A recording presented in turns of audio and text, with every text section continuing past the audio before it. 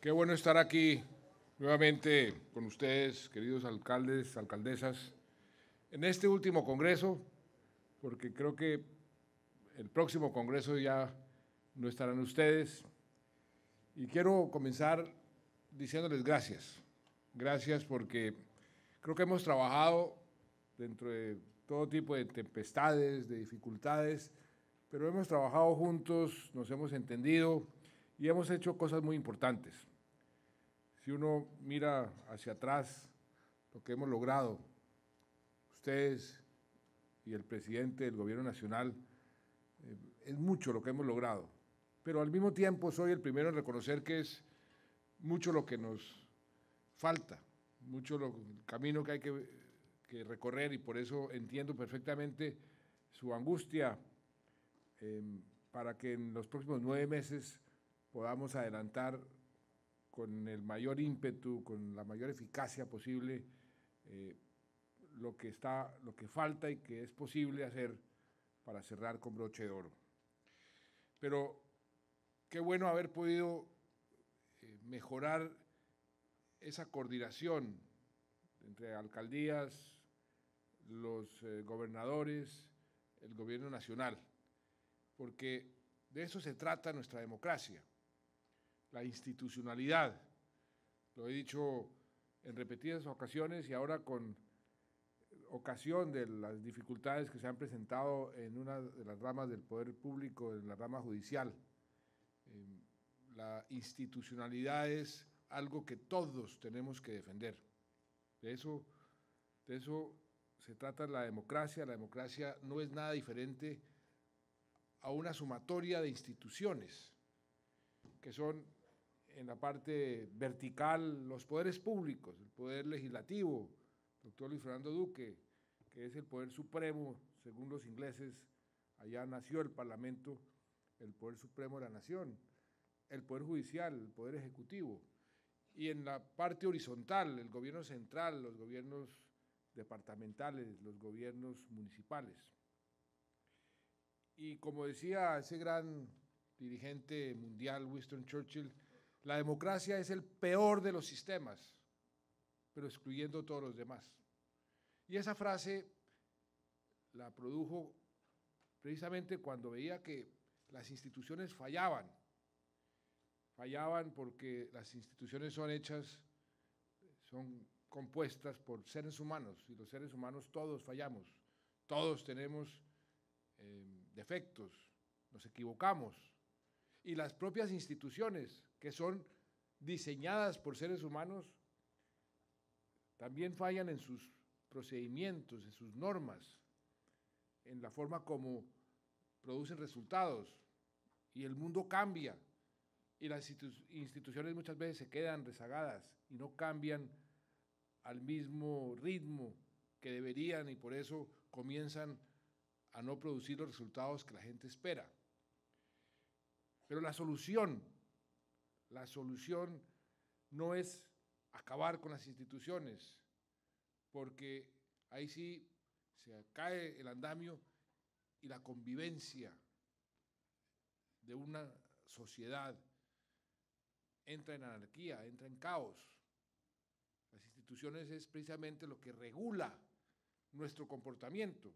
Inclusive hay instituciones formales, que son las leyes, que son los decretos, y hay instituciones informales, que son las costumbres, lo que hereda uno es de nuestros padres, de nuestros abuelos, la cultura.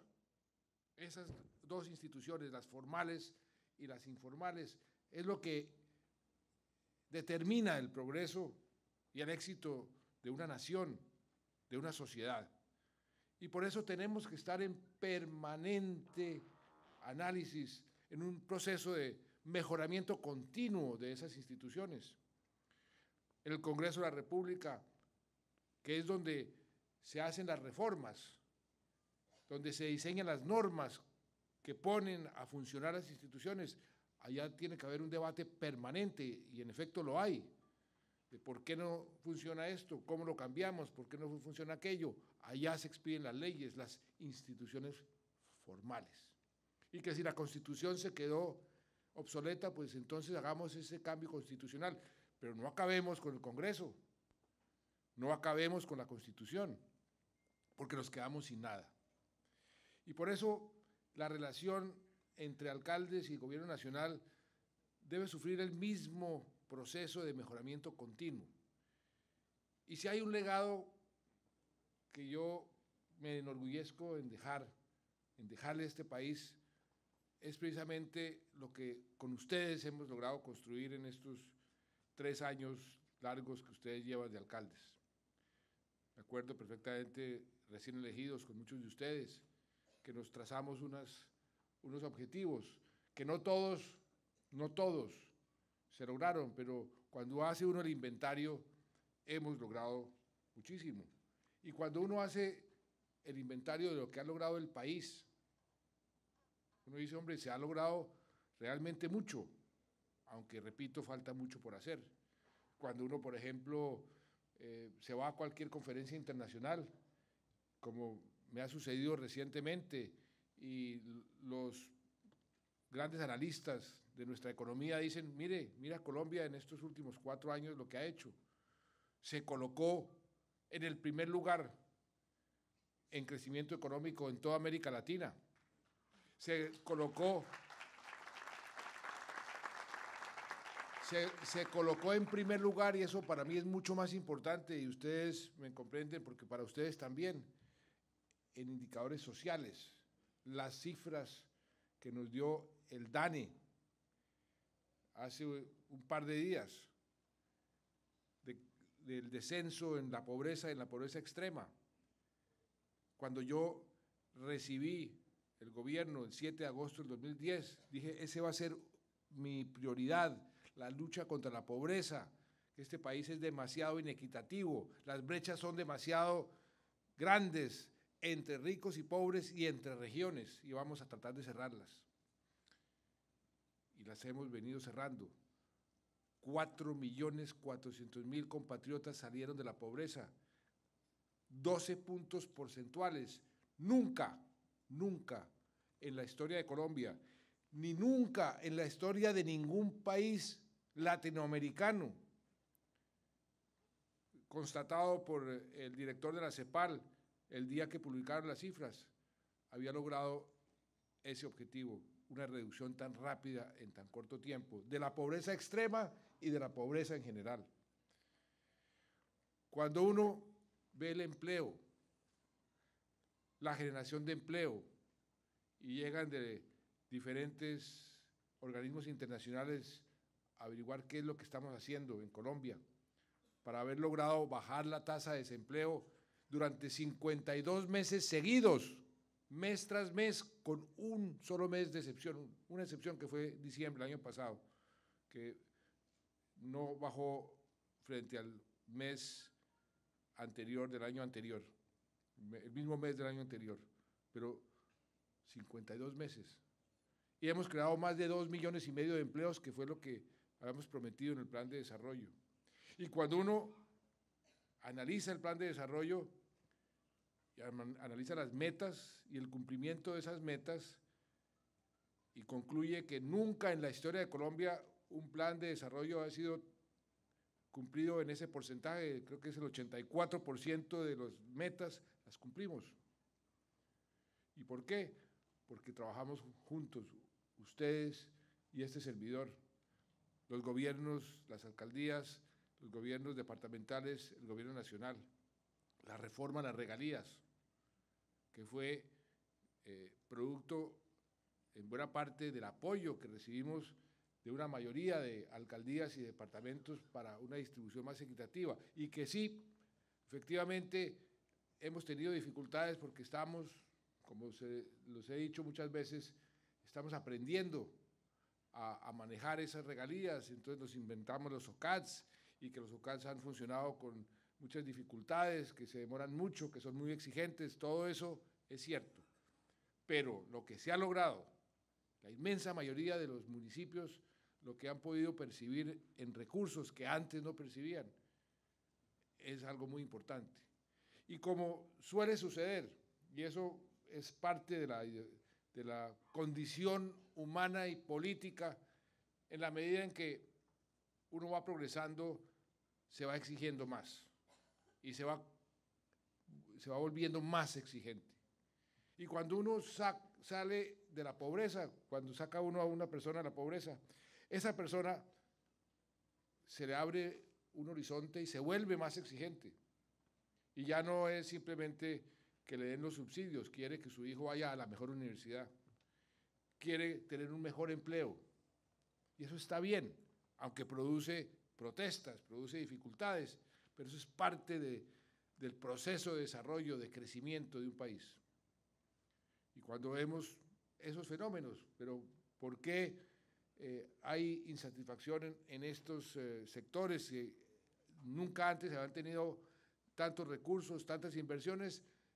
Pues es eso, porque salieron de un estado, entraron a otro donde se le abren todavía más expectativas, y eso es lo que nos hace progresar y canalizar cada vez mejor la angustia pública, los recursos públicos, para ir satisfaciendo cada vez más esas necesidades, y nunca tendremos los recursos suficientes para satisfacer todas las necesidades. Siempre habrá faltantes.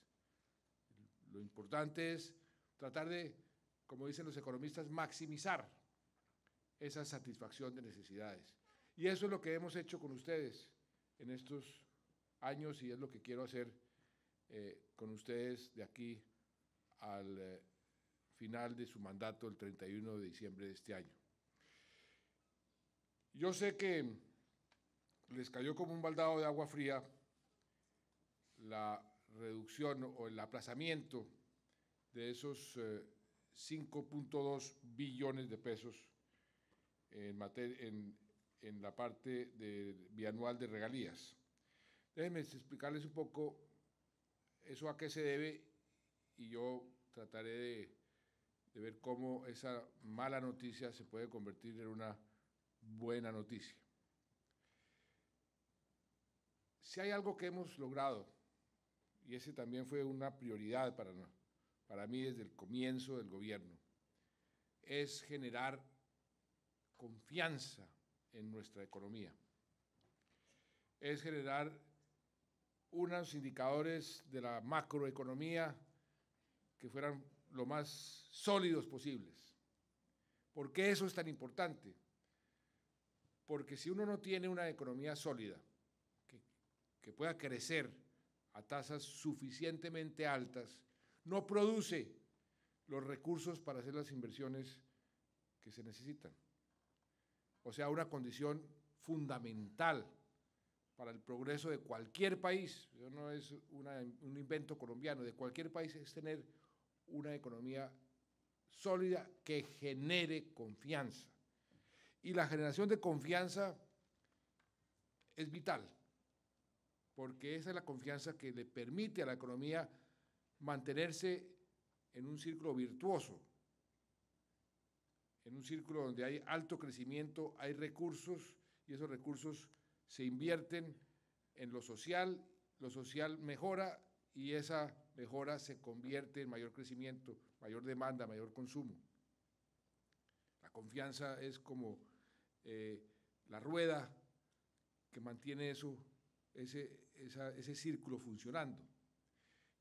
Y desde el primer momento nos propusimos generar esa confianza, y lo logramos. Por primera vez en la historia de Colombia, las calificadoras de riesgos internacionales nos mejoraron la calificación en 2 ocasiones en un gobierno. Nos devolvieron lo que llaman el grado de inversión. ¿Por qué? Porque aprobamos las leyes correctas, porque aprobamos, doctor Luis Fernando Duque, una reforma constitucional que se llama la responsabilidad fiscal como criterio que rige buena parte y debe regir de las decisiones de los poderes públicos todos, porque aprobamos una regla fiscal que nos obliga a mantener un sano equilibrio de nuestras finanzas públicas y nos prohíbe acumular déficits año tras año, porque eso es precisamente lo que genera las crisis que, por ejemplo, tienen a Europa postrada en su crecimiento económico, que le ha costado tanto a América Latina, que nos costó a nosotros muchísimo. Yo fui ministro de Hacienda en el peor momento de nuestra economía, precisamente porque permitimos que se acumularan esos déficits, subiera la deuda, y como en cualquier familia, como en cualquier empresa, nos quedamos sin cómo pagar las deudas si no teníamos los ingresos suficientes. Y tuvimos que hacer unos ajustes que a la larga son muy costosos socialmente. Y si nuestra Constitución es una Constitución que defiende los derechos, pues una de las obligaciones de cualquier gobierno es que tiene que evitar las crisis que vulneran tanto los derechos. Por eso es tan importante mantener la economía sólida.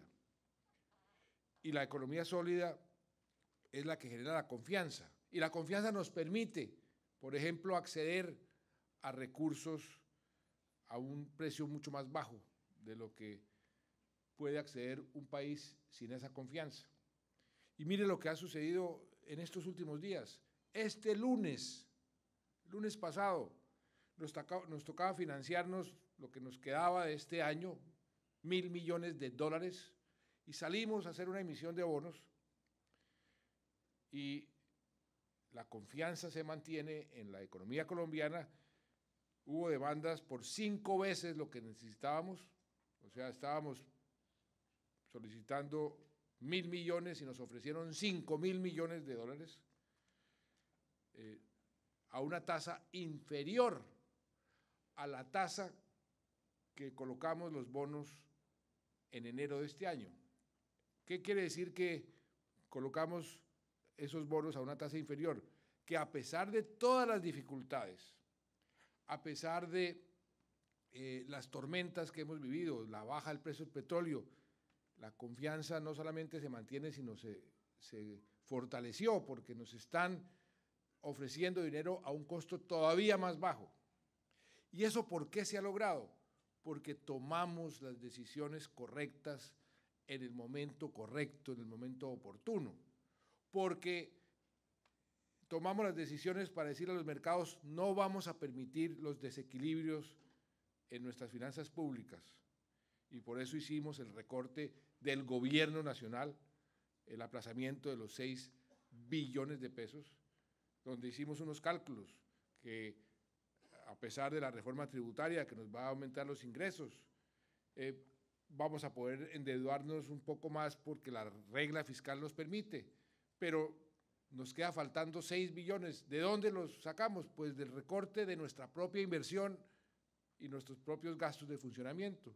Y nos dimos esa pela, bajamos en el presupuesto esa cifra, y en el plan de desarrollo bajamos 17 billones de pesos lo que íbamos a invertir o lo que vamos a invertir en los próximos 4 años, 17 billones de pesos.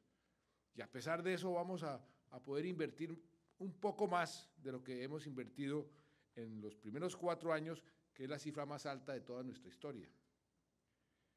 Y ese comportamiento y esas decisiones responsables es lo que mantiene la confianza, que es vital. Y esas son decisiones producto de una aritmética. Si yo recibo 5 y me gasto 6, pues yo no voy a resistir mucho tiempo porque me voy a desfinanciar. Entonces tengo que bajar de 6 a 5 o subir los ingresos de 5 a 6 para tener un equilibrio. Eso pasó también con las regalías. Las regalías, producto de la exportación de petróleo, básicamente, el carbón, la minería, pero está concentrada en petróleo y carbón. Se vino el precio abajo. Ustedes lo saben mejor que yo. No solamente del petróleo, el carbón también, 50%. Pues tenemos que ajustarnos y ajustarnos todos. Y fue por eso como una medida de responsabilidad frente a nosotros mismos y frente al mundo internacional, que se tomó esta decisión de congelar, de posponer esos 5.2 billones de pesos en espera, ojalá que se aumente el precio del petróleo el día de mañana y entonces podremos descongelar, y si no, pues no podemos descongelarlos.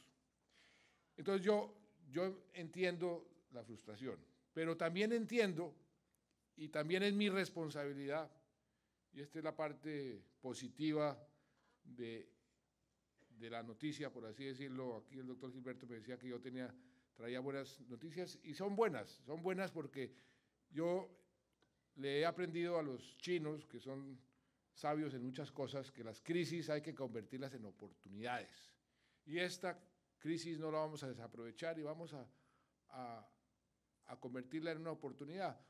Por el lado, digamos, de producción económica, de la producción industrial, la producción agropecuaria, pues se nos presenta una oportunidad de oro con esta baja del precio del petróleo, porque estábamos comenzando a depender demasiado en los ingresos petroleros para nuestro crecimiento. Estábamos comenzando a tener una especie de resfriado holandés. La enfermedad holandesa es cuando las economías comienzan a depender demasiado en la parte mineroenergética y entonces destruyen el resto de la economía. Si hay un país ya con un cáncer holandés es, por ejemplo, Venezuela, que ya tiene el 94, 96% de su economía dependiendo del petróleo. Eso es malo. Y nosotros estábamos como dependiendo demasiado. Entonces esta baja del precio del petróleo, en cierta forma, vino en un momento oportuno, porque nos da la oportunidad de aprovechar la devaluación que produce la baja del precio del petróleo para incentivar toda una serie de sectores agropecuarios, industriales, y eso es lo que estamos haciendo. Vamos a incentivar todo ese engranaje económico diferente al petróleo y a la minería, para mantener las tasas de crecimiento, que esa es una prioridad, mantener las tasas de crecimiento. Y este año vamos a crecer menos, pero vamos a ser el país que seguirá creciendo más de toda América Latina, precisamente porque estamos poniendo en marcha políticas que jalonan la economía, la vivienda, la infraestructura, la parte agropecuaria.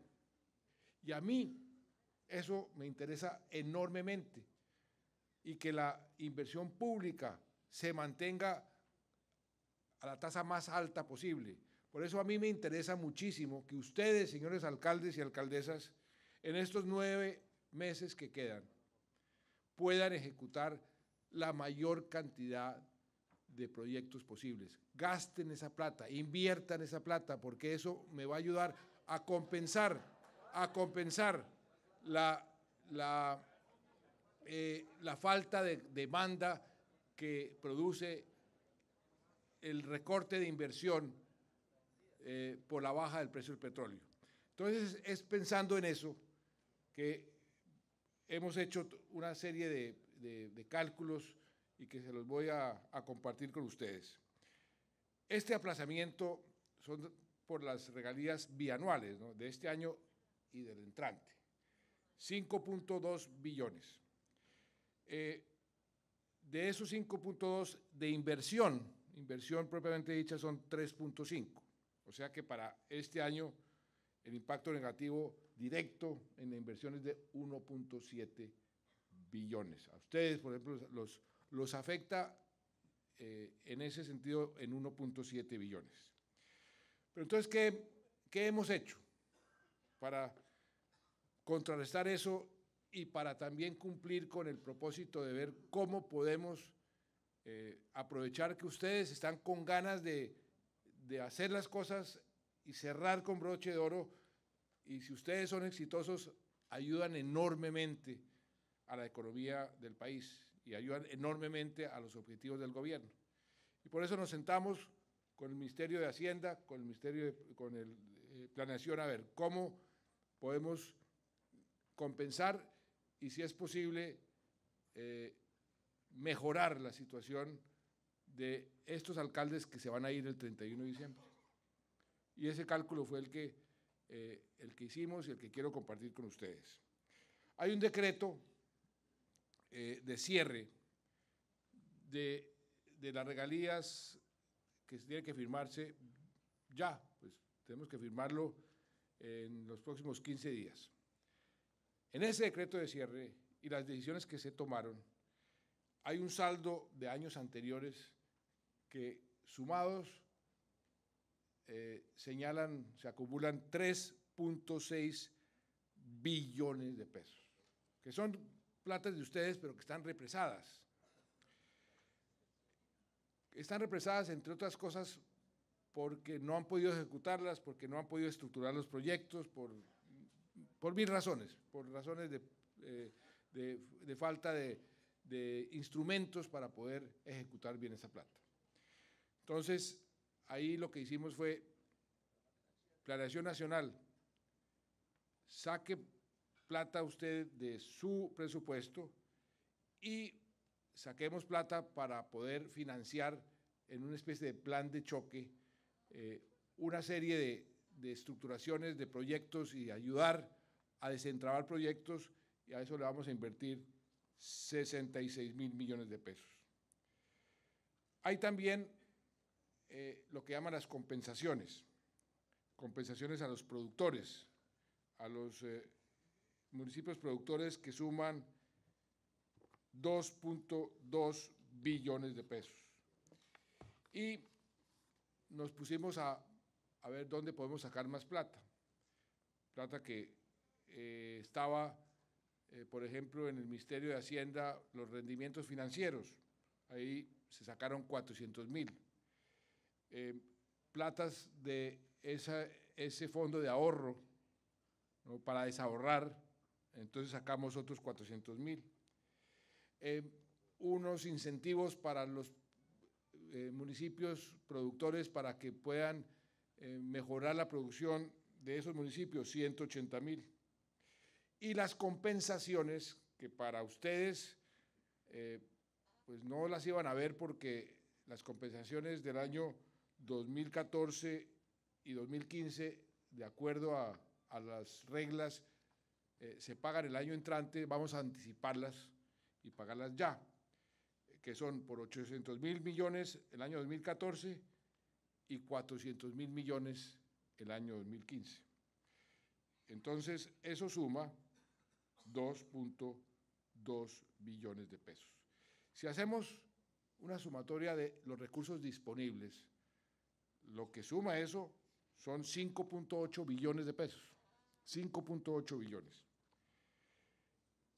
Ahí el problema entonces dice, ¿cómo podemos acelerar la ejecución?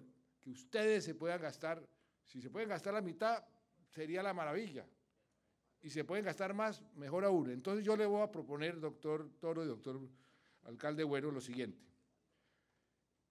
Aquí están los viceministros de Hacienda, ministra encargada de Planeación y de Minas. Está el doctor Mustafa. Yo quiero recoger su sugerencia, mi querido alcalde Bueno, una mesa permanente, donde se dediquen exclusivamente a desentrabar proyectos de todo tipo, para que podamos gastarnos esa plata. Porque esa es una plata muy importante. Si logramos gastarnos la mitad, nos va divinamente. La inyección de la mitad de eso, 2.6 billones, pero podríamos gastarnos todo si somos capaces. Todo, que son 5.8 billones de pesos. Entonces, en ese sentido, voy a proponerles que hagamos eso, y esa mesa permanente comienza a funcionar hoy. Ahora, aquí surgió un problema que es real. Esa fue una de las razones por las cuales yo quería que se aprobara la reelección. Esa norma absurda que le impide a los alcaldes y al gobierno nacional, pero sobre todo a ustedes, de ejecutar obras, de contratar obras durante un periodo muy largo de su mandato. Y esta norma que el doctor Gilberto Toro nos recuerda que fue establecida precisamente por la reelección. Y como ya no hay reelección ni del gobierno nacional ni de los gobiernos departamentales, entonces yo sí creo que debemos, doctor Néstor Humberto, derogar esa ley con mensaje de urgencia. Con mensaje de urgencia. Yo no sé por qué el ministro del Interior les dijo que no se podía. Yo creo que sí se puede. Se puede. Entonces, la ley de garantías, para desaparecer esa ley de garantías, que eso no tiene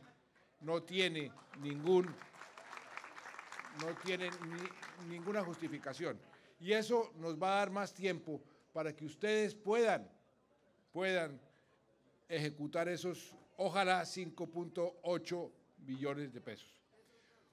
Otro aspecto. Hay otra plata muy importante. Me dicen, ustedes me corregirán, doctor Gilberto, doctor Bueno, me corregirán, que hay muchos municipios donde el Fondo de Adaptación le entregó o contrató con las cajas de compensación la construcción de las viviendas, sobre todo las viviendas y mejoramiento de viviendas de la ola invernal. Me dicen que eso no se ha movido y que las cajas de compensación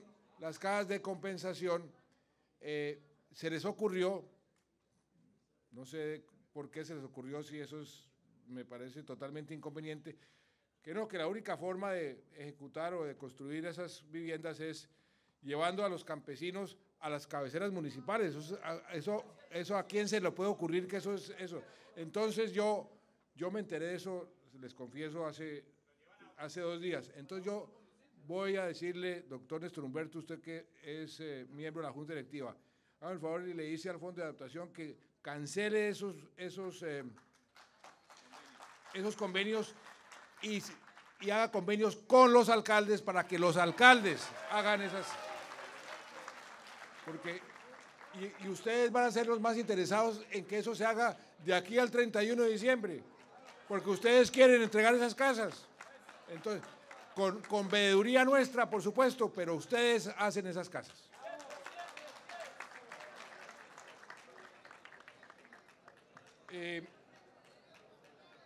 Por otro lado,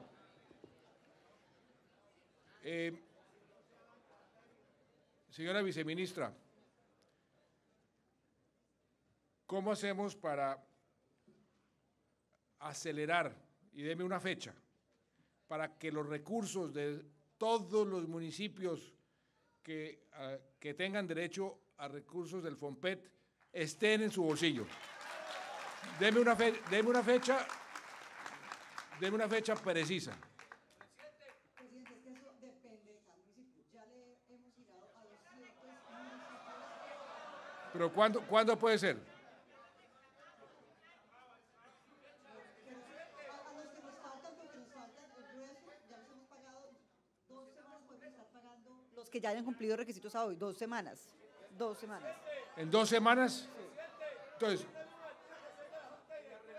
a ver, usted tiene un derecho especial aquí porque por mi suegro. Es que él cuida a mi suegro allá y si no mi señora. Entonces, a ver, dígame, a ver, alcalde de Charalá. Señor.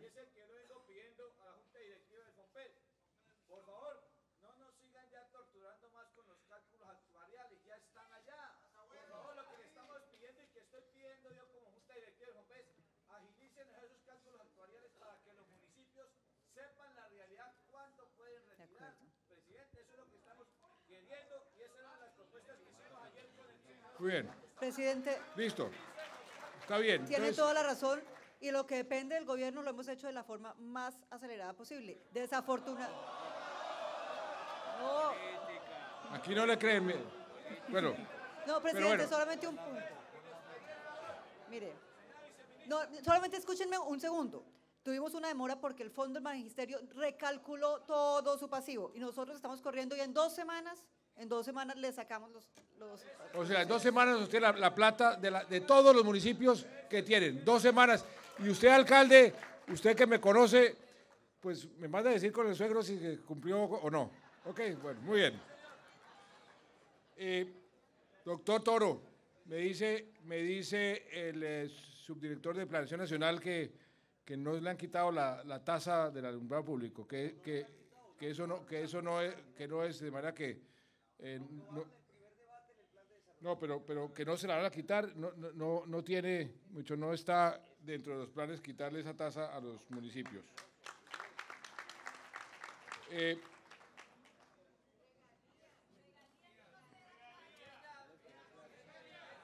Pero ya el señor presidente explicó que lo que se reduce por regalías se compensa por estos otros fondos, bueno, y es mucho más plata.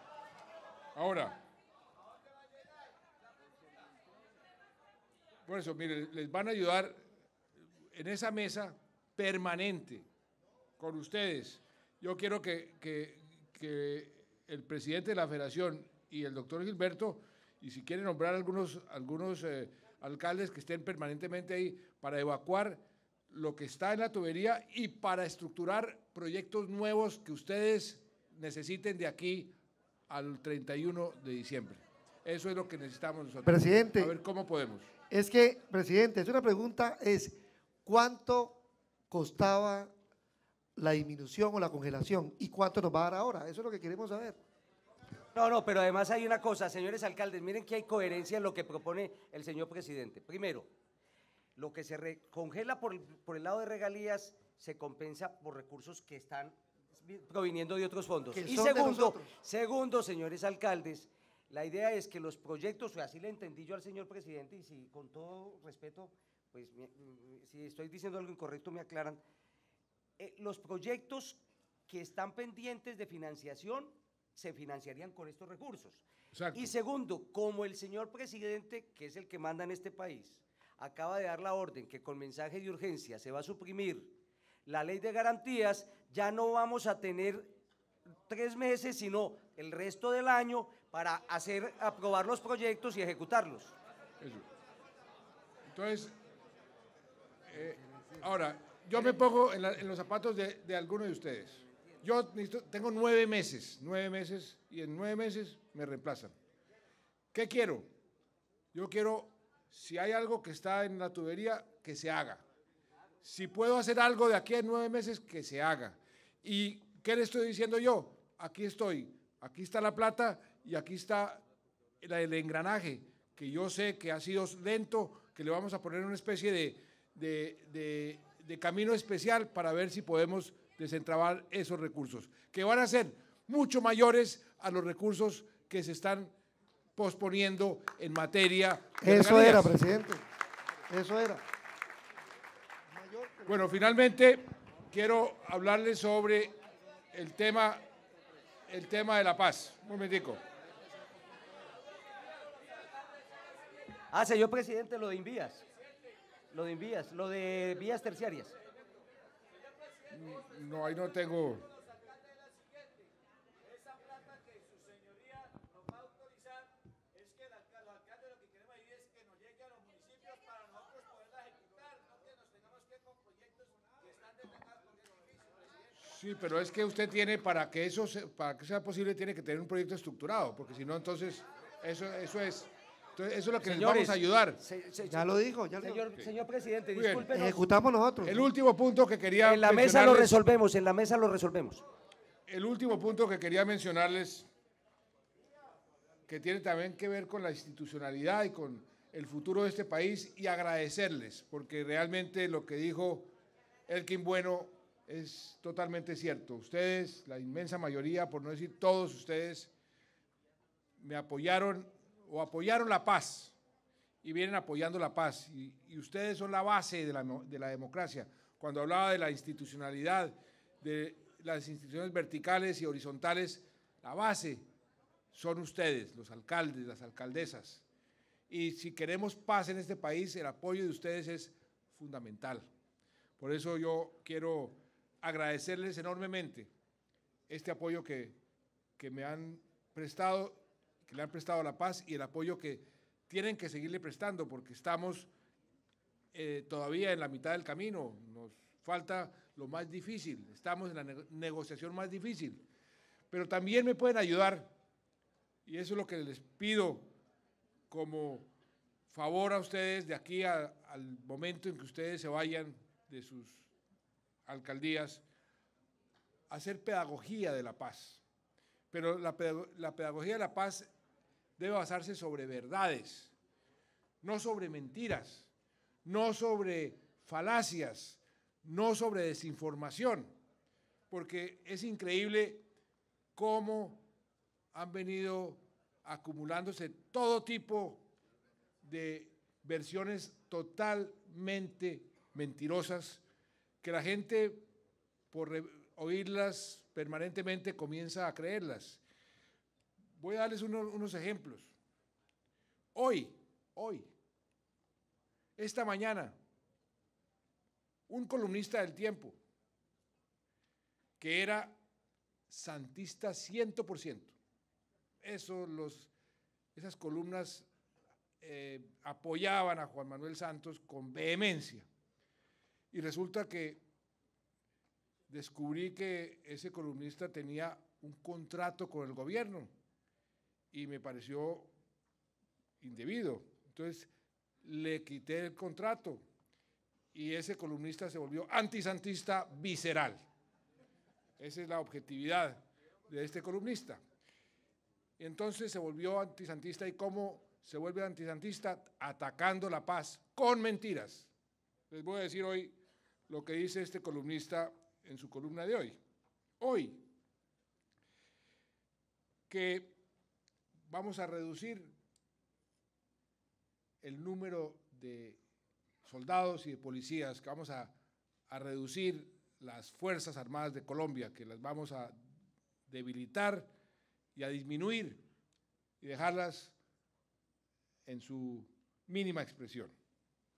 Dice este columnista que vamos a revisar los 14 tratados de libre comercio, porque eso es lo que nos está exigiendo las FARC, y que vamos a aprobar alguna limitación al principio de la propiedad privada, hágame el favor.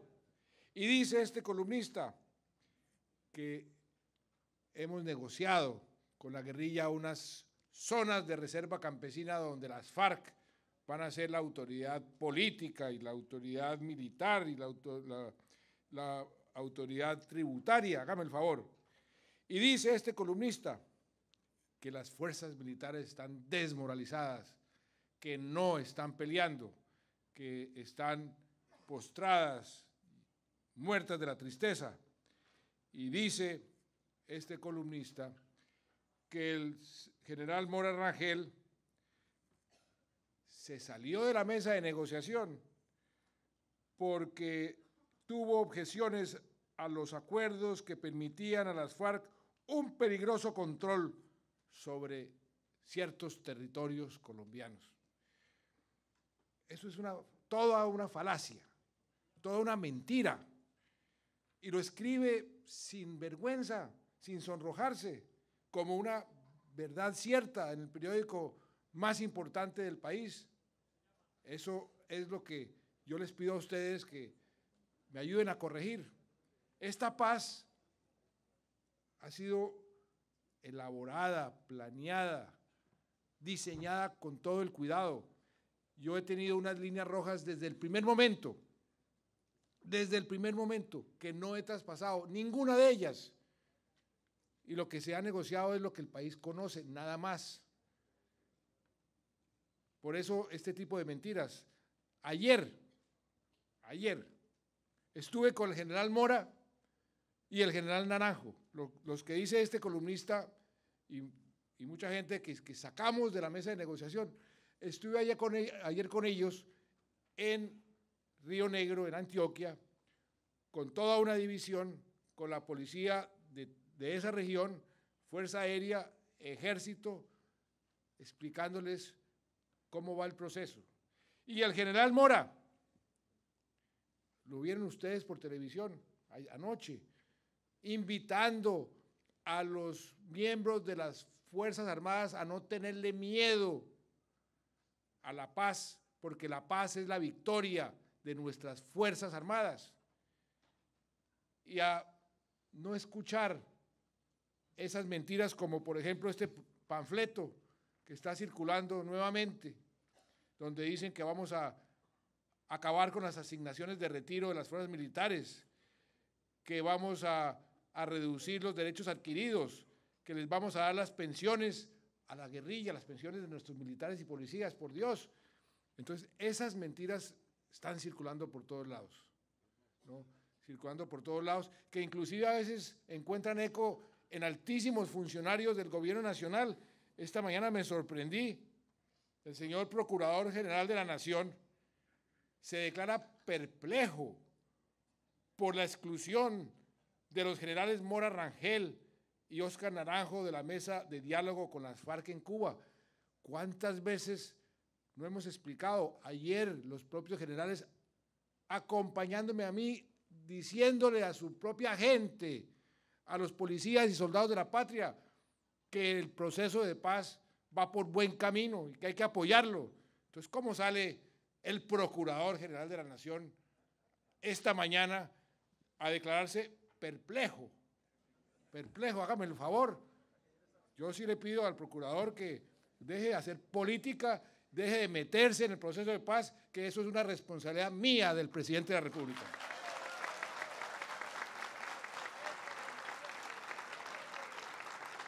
Y le pido a ustedes, queridos alcaldes, que me ayuden a llevar la palabra de la paz a sus municipios, que es lo que le conviene a Colombia. Vamos por buen camino, nos falta tomar decisiones difíciles, sí, pero tengan la seguridad, y ustedes son los que mejor pueden evaluar eso, porque ustedes, muchos de ustedes, la mayoría de ustedes han sufrido esta guerra, han sufrido esta violencia. Ustedes son los mejores testigos de lo que significaría la paz para Colombia. Por eso, ayúdenme a seguir en este camino, que yo sé que es un camino difícil. Cuando tomé la decisión de iniciar un proceso de paz, me lo dijeron, la paz es mucho más difícil que hacer la guerra. Y lo he podido comprobar con creces, pero es lo correcto, es lo que este país necesita. La paz para los colombianos es el objetivo más importante que todos podemos dejarle a nuestros hijos. Y por eso, con la ayuda de ustedes, vamos a lograr ese objetivo, y con la ayuda de ustedes vamos a mantener la máquina económica creciendo, y yo voy a estar pendiente, doctor Toro, doctor Bueno, de esta mesa permanente para ver si podemos desentrabar la mayor cantidad de recursos posibles para que ustedes los inviertan en sus regiones de aquí al 31 de diciembre. Que Dios los bendiga y muchas gracias.